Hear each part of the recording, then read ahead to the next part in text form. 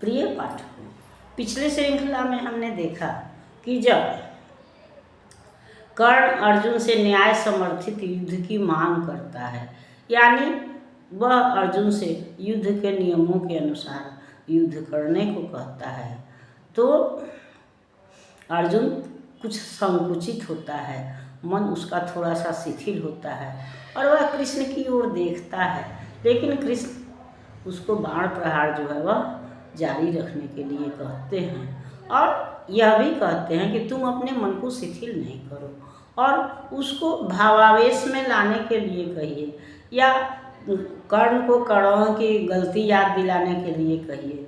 वह कर्ण से कहते हैं कि धर्म जो है वह क्या केवल पांडवों के लिए ही बना हुआ है या कौरवों को भी कुछ धर्म का ज्ञान होना चाहिए। जिस समय अभिमन्यु का वध हुआ था, द्रौपदी का वस्त्रहरण हुआ था, भीम को जहर दिया गया था या धोखे से जुए में हार करके पांडव जब वनवास के लिए गए, तो क्या वह सब धर्म था?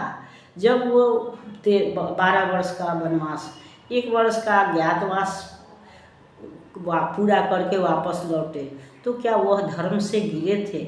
अपना राज्य मांगा तो क्या वह धर्म से गिरे थे? तो फिर अगर उस समय धर्म का पालन किया गया रहता, नियमों का पालन किया गया रहता, तो आज यह युद्ध उपस्थित नहीं होता। और तुम भी उस समय थे, लेकिन तुमने मौन समर्थन दुर्योधन को दिया, तुम दुर्योधन के साथ रहे, लेकिन दुर्योधन को तुमने रोका नहीं, बल्कि यह सब कोई जानता है कि कर्ण के बल पर ही दुर्योधन ने इस युद्ध का आह्वान किया था या यह युद्ध लड़ने की उसने सोची थी, निर्णय लिया था।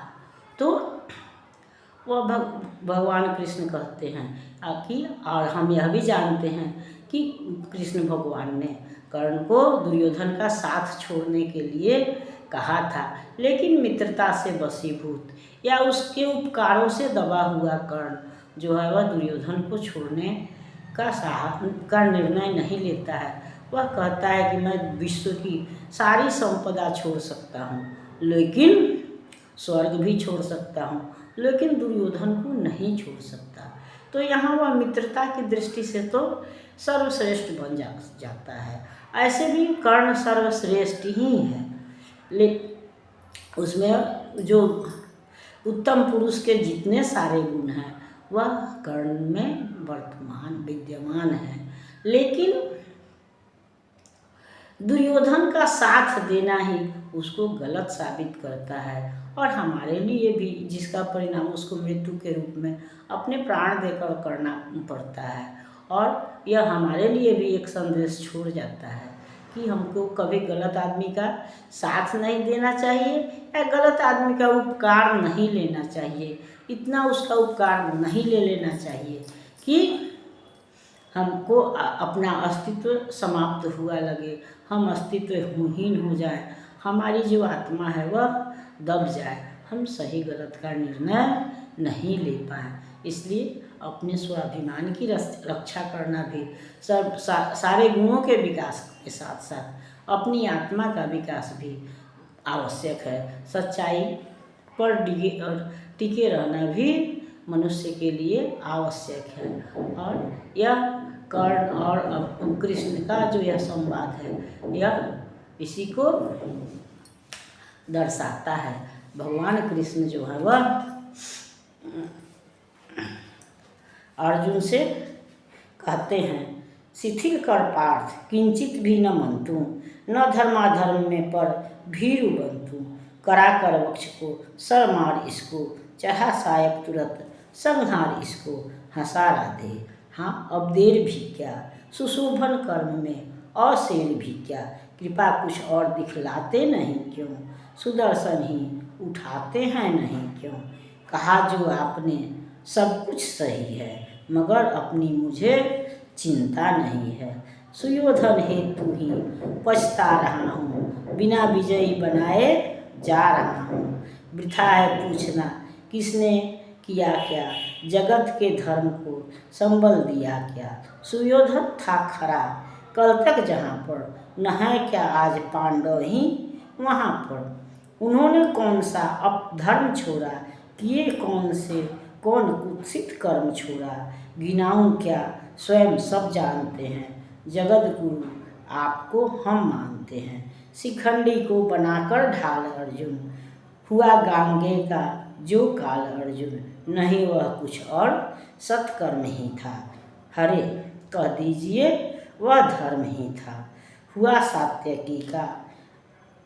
सात्यकी बलि का प्रताड़ कैसे, गए भूरिश्रवा के प्राण जैसे। नहीं वह कृत्य नरता से रहित था, पतन वह पांडवों का धर्म हित था। तो जब भगवान कृष्ण अर्जुन को कहते हैं कि तुम अपने मन को शिथिल मत करो, तुम दुविधा में मत पड़ो, बल्कि बाण प्रहार करते रहो, तब कर्ण हंस पड़ता है। वह व्यंग्यात्मक हंसी है और कहता है कि हाँ, जब भगवान कृष्ण का ही आदेश मिल गया है, भगवान कृष्ण को जगत गुरु कहा जाता है, ऐसे भगवान ही है, तो फिर उनका जो निर्णय है वह अटल भी है और सर्वश्रेष्ठ भी है।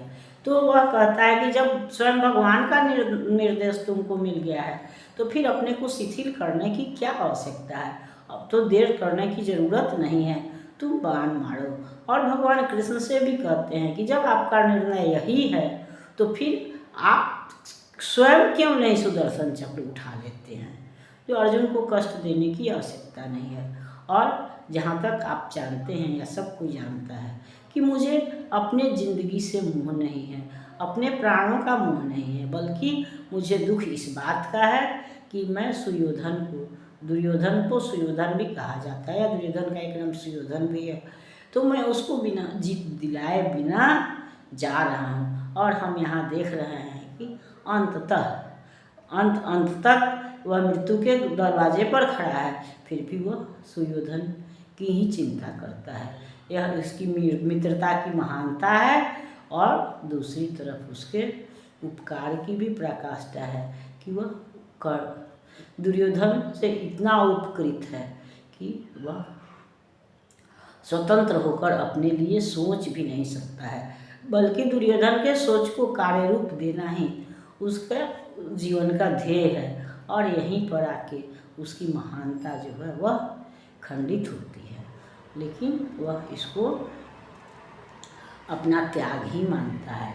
और वह कृष्ण से कहता है कि अगर दुर्योधन गलत है या गलत था, तो आज पांडव भी ऐसे नहीं है कि उन्होंने गलत कौन सा अपकर्म छोड़ा है, कौन सा पाप जो है आज पांडव नहीं कर रहे हैं, और जीत के लिए आगे आगे उनको कौन सा पाप करना पड़ेगा यह भी कहना मुश्किल है। और फिर वह उदाहरण के लिए वही पितामह भीष्म की मृत्यु, द्रोणाचार्य की मृत्यु, भूरिश्रवा या सात्विकी की मृत्यु की याद दिलाता है, और कहता है कि कल जहाँ कौरव खड़े थे, आज पांडव भी वहीं खड़े हैं, और यहाँ इन्हें कहाँ ले जाएगी, ये बर्फ में गलेंगे या क्या करेंगे, यह कहना मुश्किल है। अब इन बातों पर हम अगली श्रृंखला में विचार करेंगे। तब तक यह श्रृंखला आपको पसंद आती है तो लाइक कीजिए, सब्सक्राइब कीजिए। मिलते हैं अगली श्रृंखला में, तब तक के लिए